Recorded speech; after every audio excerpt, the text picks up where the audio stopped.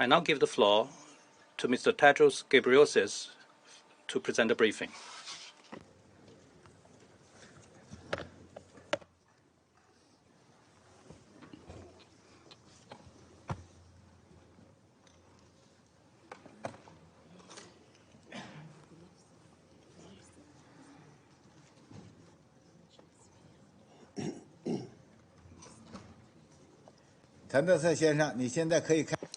The floor is yours, sir. Thank you. Thank you, Mr. President, Excellencies. Thank you for this opportunity to brief you on the health situation in Gaza. Let me be clear from the outset that I fully understand the anger, grief, and fear of the Israeli people following the horrific, barbaric, and unjustifiable attacks by Hamas and other armed groups on Israeli civilians on the 7th of October. The killing of 1,400 people and injuries to more than 7,200 others is incomprehensible. For the survivors and families of victims, the mental health consequences will endure for a long time to come. WHO is gravely concerned for the health and well-being of Israeli hostages in Gaza, many of whom are older people, children, and those with urgent medical needs. 2 weeks ago, I spoke with families of hostages, and I will meet them in Geneva next week. I feel their heartache and fear. I also understand the anger, grief, and fear of the people of Gaza, who had already suffered through 16 years of blockade and are now enduring the destruction of their families, their homes, their communities, and the life they knew. The situation on the ground is impossible to describe. Hospital corridors crammed with the injured, the sick, the dying, morgues overflowing, surgery without anesthesia, tens of thousands of displaced people sheltering at hospitals, families crammed into overcrowded schools desperate for food and water. More than 10,800 people have now been killed in Gaza, almost 70% of them women and children. On average, a child is killed every 10 minutes in Gaza. 1.5 million people have been displaced and are looking for shelter anywhere they can find it. But nowhere and no one is safe. Nowhere and no one is safe. As more and more people move to a smaller and smaller space, overcrowding is increasing the risks of outbreaks of diarrheal and respiratory disease and skin infections. Of course, WHO is on the ground in Gaza, alongside our partners to support health workers who are physically and mentally exhausted and are doing their best in unimaginable conditions. In addition to caring for the 27,000 people who are wounded, many of them with life-threatening injuries, they're trying to manage the regular health needs of more than 2 million people. More than 180 women give birth in Gaza every single day. There are 9,000 patients on cancer therapy, and there are 350,000 patients with diabetes, heart disease, and hypertension. I visited Al-Shifa Hospital in Gaza 5 years ago in 2018. I toured a dialysis ward and a neonatal intensive care unit and spoke with health workers and patients. Even then, in 2018 in Gaza, conditions were extremely difficult for health workers. Now their work is impossible, and they're directly in the firing line. Since the 7th of October, WHO has verified more than 250 attacks on healthcare in Gaza and the West Bank, in addition to 25 attacks on healthcare in Israel, hospitals, clinics, patients, ambulances. Last week, WHO documented 5 attacks on 5 hospitals in one day.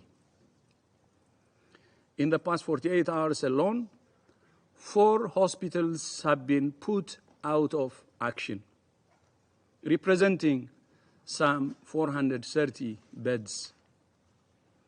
More than 100 of our UN colleagues have been killed and counting. And as we speak, there are reports of firing outside the Al-Shifa and Rantisi hospitals.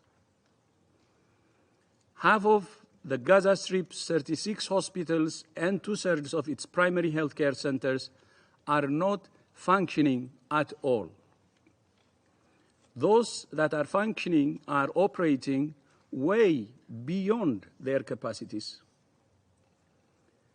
The health system is on its knees, and yet somehow it's continuing to deliver some life-saving care.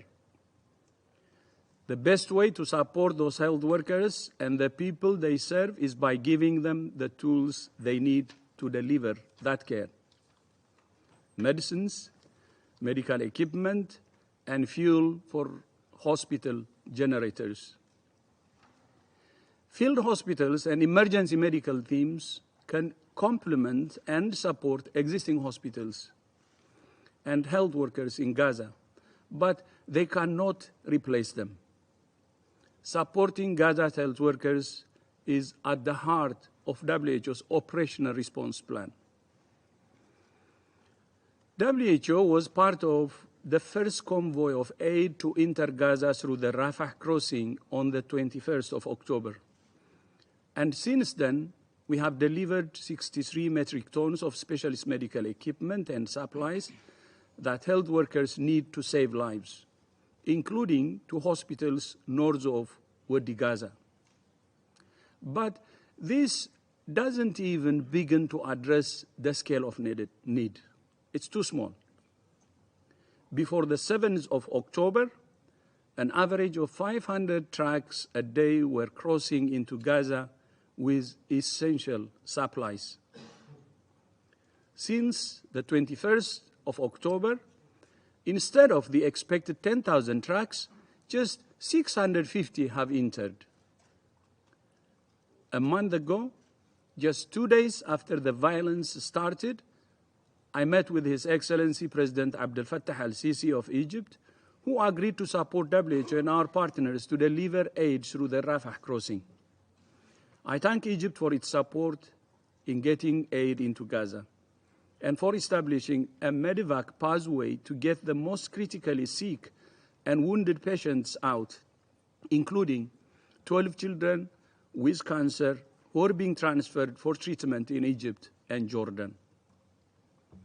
WHO continues to call for unfettered access to deliver humanitarian aid to the civilians of Gaza, who are not responsible for this violence, but are suffering in ways that we in this room cannot imagine. We continue to call on Hamas to release the hostage it took, many of whom need urgent medical attention. We continue to call on Israel to restore supplies of electricity, water, and especially fuel. We continue to call on both sides to abide by their obligations under international humanitarian law. And we continue to call for a ceasefire to prevent further deaths of civilians and further damage to Gaza's hospitals and health facilities. Mr. President, Excellencies, I understand what the children of Gaza must be going through, because as a child, I went through the same thing. The same. The sound of gunfire and shells whistling through the air. The smell of smoke after they struck. Tracer bullets in the night sky. The fear, the pain, the loss. These things have stayed with me throughout my life.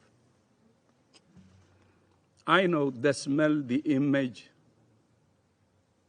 of war. I know what war means. When my mother heard gunfire at night, she would make us sleep under the bed with more mattresses on top of one bed, in the hope we might be protected if a shell fell on our house, a mother's instinct to save her kids. I also understand what the parents of Gaza are going through, because in 1998, when war returned to Ethiopia, my country, my children had to hide in a bunker to shelter from the bombardment.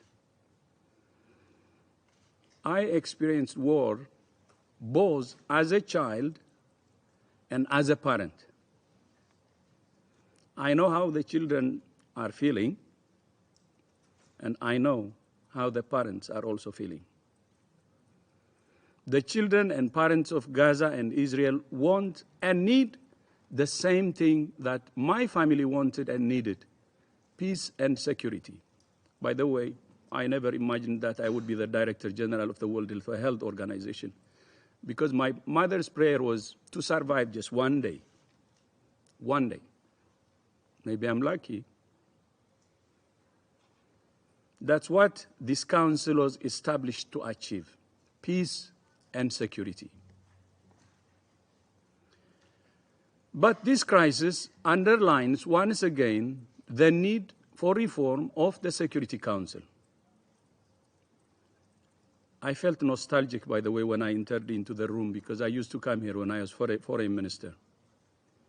It has long been my view that the Security Council no longer serves the purpose for which it was established. And reminding this with all due respect. It represents the real politic of the Second World War, not the 21st century. As a foreign minister, I was part of a group working on reform of the Security Council. I'm dismayed that no progress has been made. To remain credible, relevant, and a force for peace in our world, member states, especially the P5, must take seriously the need to reform the Security Council. And one ask for today is a ceasefire and a path towards peace.